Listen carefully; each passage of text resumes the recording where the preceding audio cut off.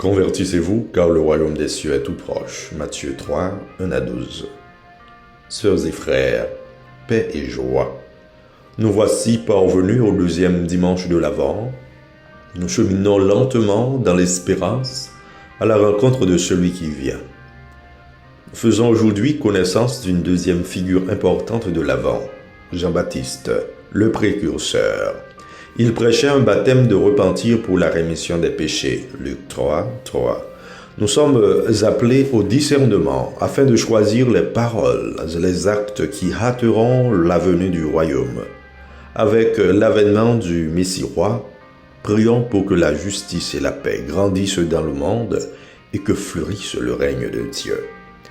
À travers la liturgie de ce deuxième dimanche, Isaïe nous plonge dans les origines de celui qui doit venir et nous dresse le profil d'un Messie-Roi, prometteur et promoteur de justice, ami des humbles et des petits.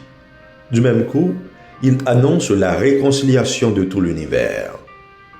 Le loup habitera avec l'agneau, le léopard se couchera près du chevreau, le veau et le lionceau seront nourris ensemble, un petit garçon les conduira.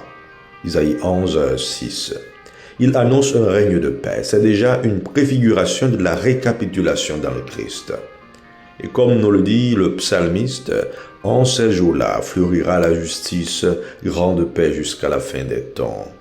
Celui que nous espérons viendra instaurer son règne de justice, de paix, de prospérité, qui permettra aux petits et aux pauvres de recouvrer la liberté et leur dignité. L'espérance de ce règne devient plus active à chaque fois que nous connaissons des situations difficiles, à chaque fois que le monde trébuche et que nous butons sur toutes sortes d'épreuves, haine, méchanceté, division, guerre, violence, insécurité.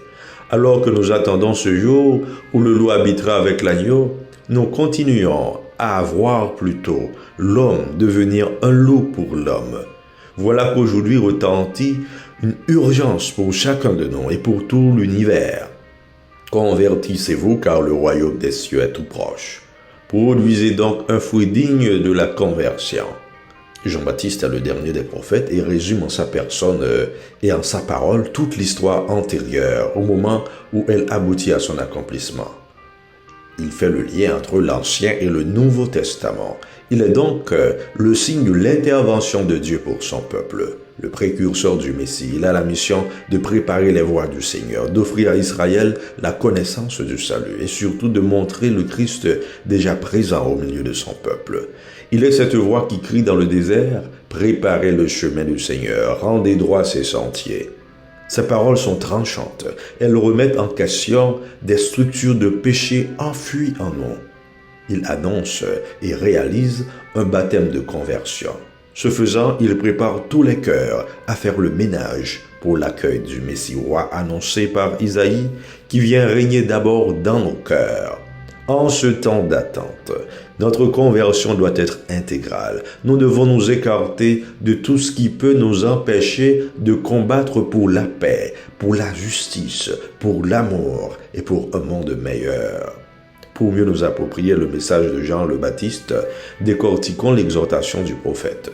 D'abord, l'annonce du royaume de Dieu. Le respect des Juifs pour Dieu ne leur permettrait pas de prononcer son nom, d'où l'expression « royaume des cieux » dans le Nouveau Testament. En revanche, le mot « règne » permet d'insister sur l'impact d'une présence dans une période ou sur un milieu. Ensuite, l'appel prophétique à la conversion. Eh bien, la venue du règne de Dieu nous met en face d'une décision à prendre, l'accueillir ou le refuser. Or, l'accueillir exige une relecture en vue d'une réorientation profonde de notre vie. C'est justement l'expression de la démarche du baptême. Enfin, Jean le Baptiste dénonce les fausses sécurités. En pointant juifs et sadducéens, il s'adresse à toutes les personnes qui se croient en bonne relation avec Dieu, simplement par leur appartenance au peuple juif ou à un groupe religieux en particulier. Il faut plutôt reconnaître qu'on est loin de ce Dieu dont l'amour est parfait et le pardon total. Sœurs et frères, dans cette attente patiente, aimante et joyeuse, efforçons-nous de prendre le chemin de la conversion intégrale, de la persévérance, comme nous propose Paul.